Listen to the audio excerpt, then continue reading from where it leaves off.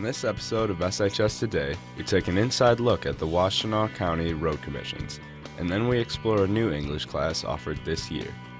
All this and more on another episode of SHS Today.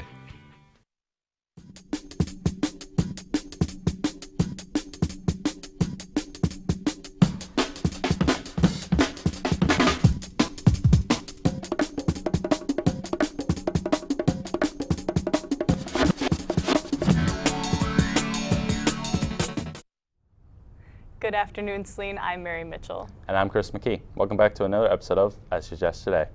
You know what they say about Michigan? We have two seasons, winter and construction season. Today we talk with Washtenaw County Road Commission's Managing Director, Roy Townsend, about how they handle the road conditions. Yes, the rumors are true. Roads in Michigan are constantly under construction. And who else is there to defend Saline against the wrath of Michigan winter but the Washtenaw County Road Commission? Without them, our society could not function, and every attempt to drive on our roads would be an utter, complete disaster. Well, I think the biggest challenge is the declining funding for roads. There was a report that just came out last week. We're number 50 as far as money spent per capita in the nation. So on average, Michigan, we spend about $300 per capita versus Ohio spends about $500 per capita. A lot of southern states actually are spending more than we are. We're spending less. But in reality, we should be spending more because the winter damage, and on top of that, we spend a fair amount of our budget on winter maintenance. Like I was saying, 10% of our budget every year, on average, is for winter maintenance.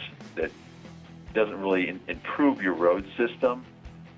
It's just so people can get to and from work and businesses. Remember, Saline, no road commission means no roads.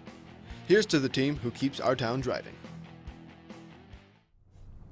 Thanks, Alec, for that report. Another trimester has come and gone as final exams take place this week. First, second, and fifth hour exams will be on Wednesday. Third and fourth hour exams will be on Thursday. And there won't be any school on Friday, so study hard and get ready for that 3-day weekend. With so many classes to choose from and many new options available, Joel Miller introduces us to a sophomore class that has taken off with a creative approach to writing.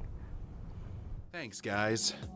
A new English offering that capitalizes on the modernization of the classroom, Mr. Volrath's Zine class, is now available to 10th grade students.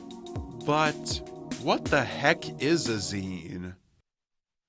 A zine is an online magazine, so it's pronounced zine for that reason. It's just a shortened version of the word magazine. A zine is basically a small business that you create in the class. So you get an idea and then you build up on that. You're in a group of 3 to 4 people and you make this website or your zine based around a topic. Like mine is about sports. The class is structured, I'd say, collaboratively.